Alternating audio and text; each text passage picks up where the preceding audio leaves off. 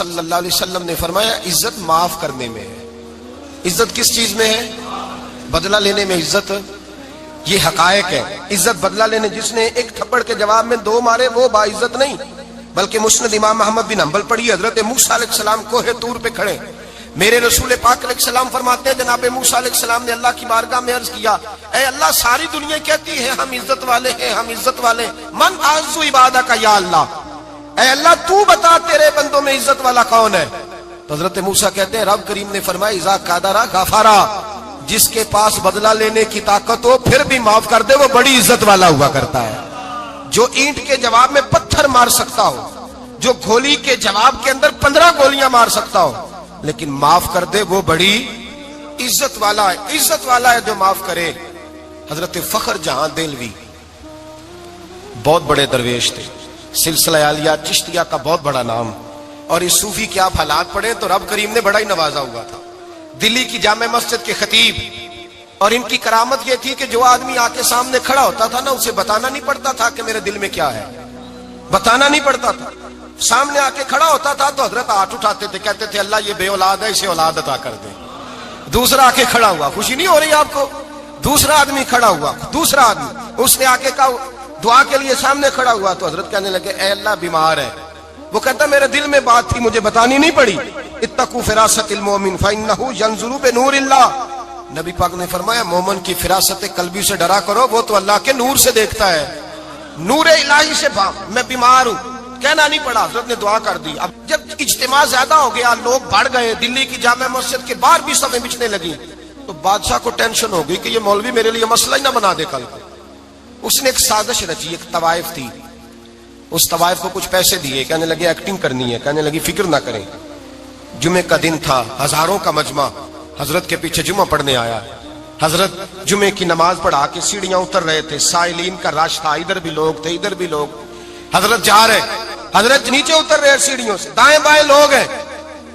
وہ be be آگے بڑھی اور اس طرح اس نے گفتگو شروع کی جیسے بڑا پرانا جاننے والی ہے۔ پتہ کیا لفظ ادا کرتی ہے؟ السلام علیکم، وعلیکم السلام، کیسی طبیعت ہے؟ رات تو پھر آپ آ گئے، ملاقات ہی نہیں ہو سکی، وہ معاف کیجئے گا اس وقت اس لیے آئی ہوں کہ آپ رات کو مجھے کھوٹے سکے دے گئے تھے، کھوٹے سکے، تو میں بازار گئی ہوں تو دکاندار نے لیے نہیں، تو یہ کھوٹے سکے۔ وہ جو دائیں بائیں لوگ تھے نا مد و جزر ہونے لگا، جو پیار میں کچے تھے وہ تڑپنے لگے کہ ہمارا پیر رات کو کہاں ہوتا ہے، ہم نے تو کبھی پوچھا ہی نہیں، ہم تو سمجھتے ہیں حجرے میں ہوتا ہے، یہ رات کو کہاں ہوتا ہے، کہاں ہوتا ہے رات کو؟ جنہ اندر عشق سمایا اونا نہیں پاج جانا۔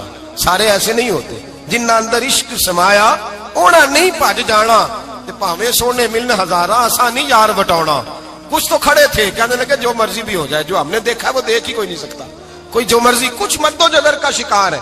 حالات بدلنے لگے، اب وہ بی بی اس طرح گفتگو کر رہی ہے جیسے بڑی پرانی جاننے والی ہے، کہنے لگی کھوٹے سکے دے گئے تھے، دکاندار نے لیے نہیں۔ حضرت کے چہرے پہ کوئی شکن نہیں آیا، آپ نے اپنا ہاتھ اٹھایا، جیب میں ڈالا، الٹا پیسے نکالے اور سیدھا اس بی بی کے سر پہ رکھا، کہنے لگے بیٹی فکر والی بات کوئی نہیں، تو مجھ سے اصلی سکے لے جا، جا اصلی سکے لے جا، تیرا کام ہو جائے، اور فکر نہ کرنا، پھر بھی ضرورت پڑے نا تو آ جانا، میں اصلی سکے دے دوں گا۔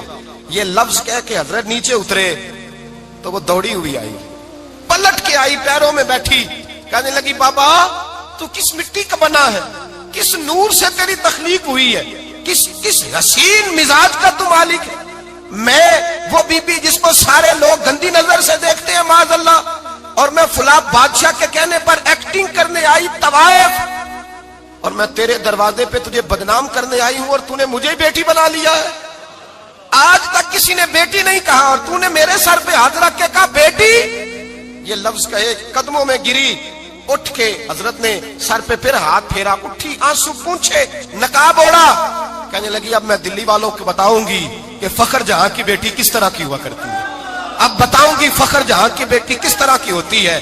فرمایا میرا مکان اب کسی طوائف کا کوٹھا نہیں رہے گا، میں اسے مسجد بناؤں گی، اب قیامت تک وہاں سے یا درود پڑھا جائے گا یا محمد عربی کے نام کی اذانیں پڑھی جائے گی۔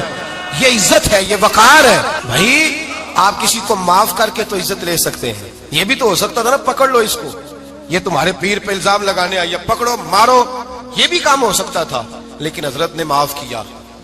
امام زین العابدین میرے مصطفیٰ کریم کے نواسے امام حسین کا میدان کربلا میں بچ جانے والے اکیلے بیٹے، اور امام زین العابدین فرماتے ہیں میں اگر 1 مہینہ عمرہ کرنے نہ جاؤں تو حجر اسود میری خواب میں آتا ہے اور مجھے آگے کہتا ہے حضور میری آنکھیں ترس گئی ہیں، مجھے دیدار تو کرا جائے، دیدار تو کرا جائے۔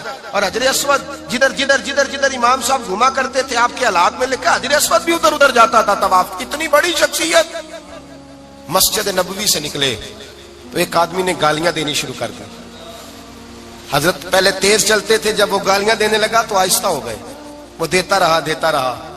جب آپ کا گھر آ گیا تو آپ فرمانے لگے بھائی میرا مکان آ گیا ہے، کوئی بات اور کرنی ہو تو کر لے، میرے بچوں نے سن لیا تو تجھ سے ناراض ہوں گے۔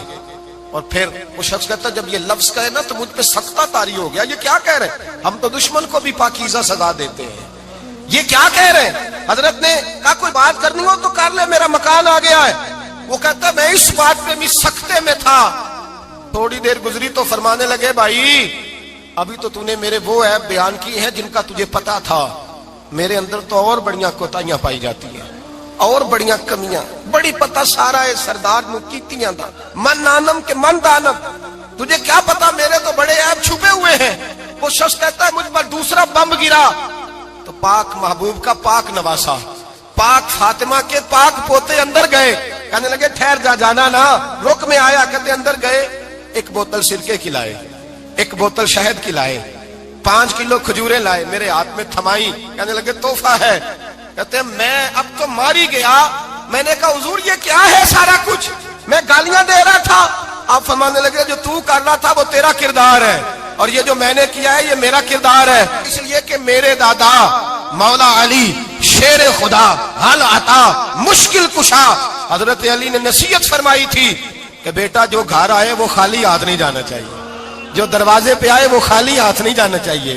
حضرت پیچھے پلٹے تو وہ پیروں میں بیٹھ گیا، کہنے لگا حضور میں نے حسین کو نہیں دیکھا، میں نے علی فاطمہ کو نہیں دیکھا، میں نے مصطفیٰ کو نہیں دیکھا، پر آپ کو دیکھ کے لگتا ہے کہ ان کے اخلاق کتنے اعلیٰ ہوں گے، کتنے اعلیٰ ہوں گے۔ میں لعنت بھیجتا ہوں اس پر جس نے مجھے کہا تھا کہ زین العابدین کو برا کہو، کائنات میں اگر قصیدے پڑھنے چاہیے تو مصطفیٰ کی آل کے پڑھنے چاہیے، اگر تعریف کرنی چاہیے تو رسول اللہ کی آل کی کرتے